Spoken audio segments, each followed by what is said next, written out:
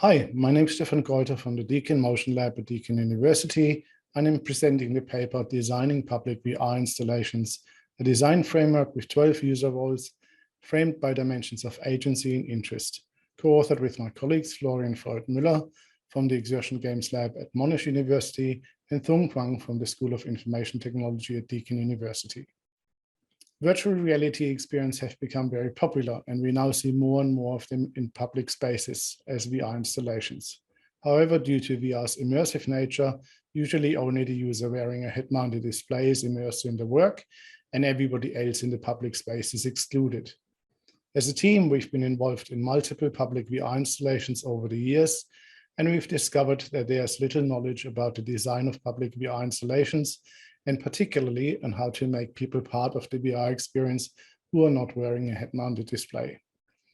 To understand this better, we looked at user studies that utilized public screen displays and found explanatory models such as the honeypot effect and user trajectories, which led us to work that distinguished between user roles, phases of interaction, and framing of multiple user roles.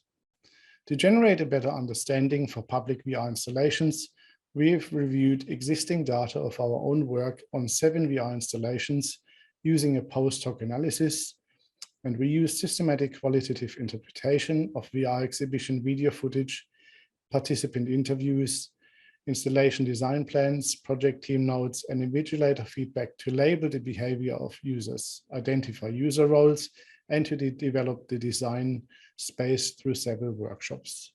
Here's a quick overview of the works that we have reviewed. Pureland Unwired offered a virtual recreation of the World Heritage Dunhuang Cave 220 constructed from laser scans and ultra-high resolution photography for users to explore. Grand Prix VR was a public virtual reality installation that featured a virtual room-scale car garage, including interactive content triggered by the user's proximity and a Formula One racing car that head-mounted display wearers could explore and sit in. Out of Space provided an abstract, procedurally generated virtual art experience centered around the idea of big data, in which visitors could experience dynamically generated colors, melodies, and rhythms generated by the different data cubes in the environment simply by moving through the space. If only complemented the design of an architectural pavilion. The VR installation provided visitors with an interactive virtual replica of the pavilion to experiment with the central design theme of dematerialization by allowing users to change the materials of the pavilion surfaces. In Impact VR, head-mounted display wearers could engage in a sword fight with a virtual opponent and feel the impact of the fight via a plastic sword held by the user and a Baxter robot that provided the haptic experience upon impact. You Better Eat to Survive engaged 2 users at the same time, with only one of them wearing a head-mounted display.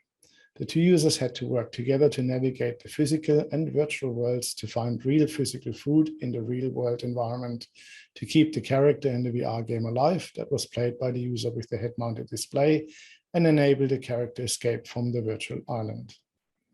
New Foliota accompanied another architectural exhibition of a full-size replica of a heritage-listed house to demonstrate low-cost home construction.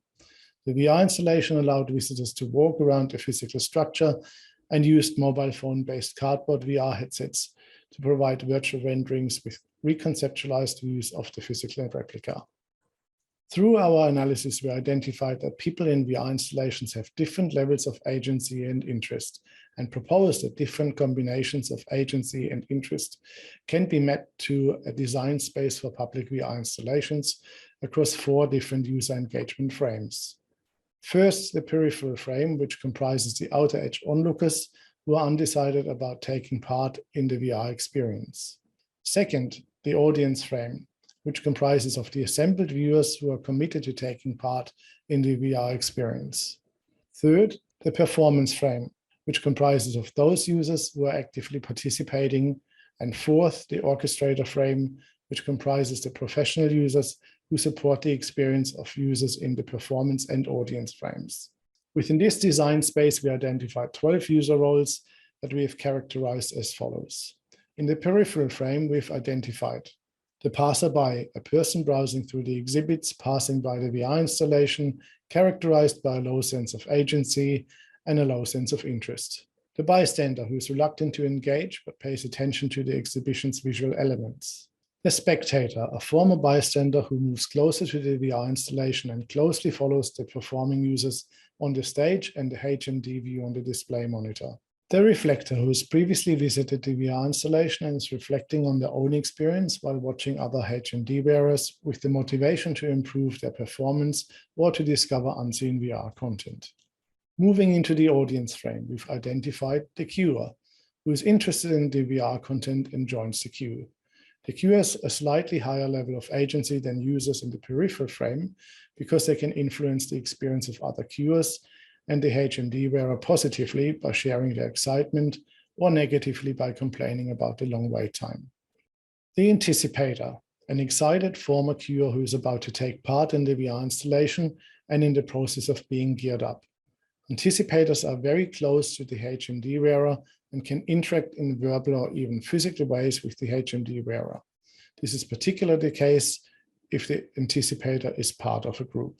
In the performance frame, we've identified the partaker, who is usually sufficiently interested in the VR content, but not fully immersed. The agency can be diminished if they don't understand the controls, gameplay, or are overwhelmed by the VR exhibit, which can make them self-conscious of being watched by others.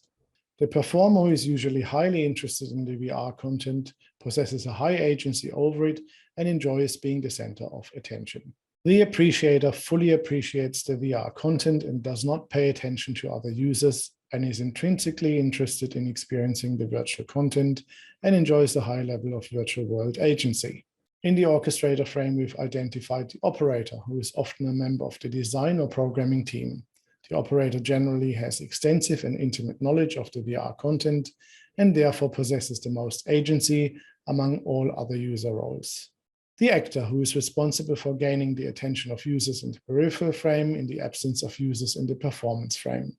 Actors have extensive agency and control over the virtual content in a way that is compelling to watch, but are generally less interested in the VR content because they are performing a role.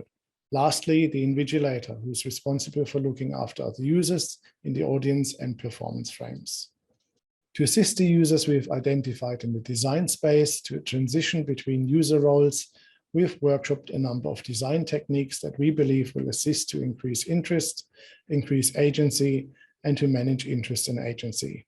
To increase interest, we recommend the use of physical props. Physical props can be used conceptually and materially by extending the virtual world into the physical exhibition space. We use this successfully in the form of a computer backpack, palm trees, plastic swords, robots, and food to enable users to transition from the peripheral frame to the audience frame. Another way to increase interest is by increasing the propensity for immersion through carefully designed virtual environments that generate curiosity, the use of noise-canceling headphones and soundtracks to distract particularly self-conscious users and to deepen their immersion, allowing them to concentrate on the virtual content. To increase interest for users in the peripheral frame and audience frame, we recommend to share the VR content through large screen displays, floor projections, translucent screens surrounding the HMD wearers, and the use of multiple headsets. To increase agency, we recommend the use of queue time to train VR skills required by the experience to better prepare users for the VR experience while they're in the queue, to minimize the time to learn the required skills during the actual experience, and to increase the user's enjoyment and enhance their agency. Another tactic to increase agency is to immerse users before the VR experience begins by providing a virtual lobby. In our VR installation, if only, the virtual lobby offered a subtle introduction which gave HMD wearers time to orient themselves, to get used to the new environment, and to slowly prepare for immersion in the VR installation's experience. By employing other users in the game experience, we can increase agency of users in the audience frame. In our VR installation, You Better Eat to Survive, for example, we integrated a non-HMD wearer into a cooperative VR experience with the HMD wearer. The non-HMD wearer physically embraced the HMD wearer and in doing so provided physical risk management and gameplay hints. To manage the interest and agency of users, we recommend to make the VR equipment accessible to users before they are immersed in the VR installation. This can be done by providing equipment such as controllers or mini games that provide interaction training to familiarize themselves with the shape, handling, touch-sensitive surfaces, mini joysticks, and buttons for people outside the audience frame to gain experience and confidence and to ease their transition from the peripheral frame into the audience frame. Finally, we recommend to customize exit and return strategies for different user roles. For example, in our VR installation, if only, we found that we needed to support queuers and exiting the queue without losing their place by providing text message notification to their mobile phone 10 minutes before their turn. We also recommend to provide clear mission endpoints with a fade to black or overlaying ending messages to lessen the impact of abrupt environmental changes from VR back to reality, as well as instructions during the setup phase for users to signal to invigilators that they want to leave the VR experience early. To conclude, we've presented a public VR installation design space that aims to help designers support the different roles users can assume in the same physical space.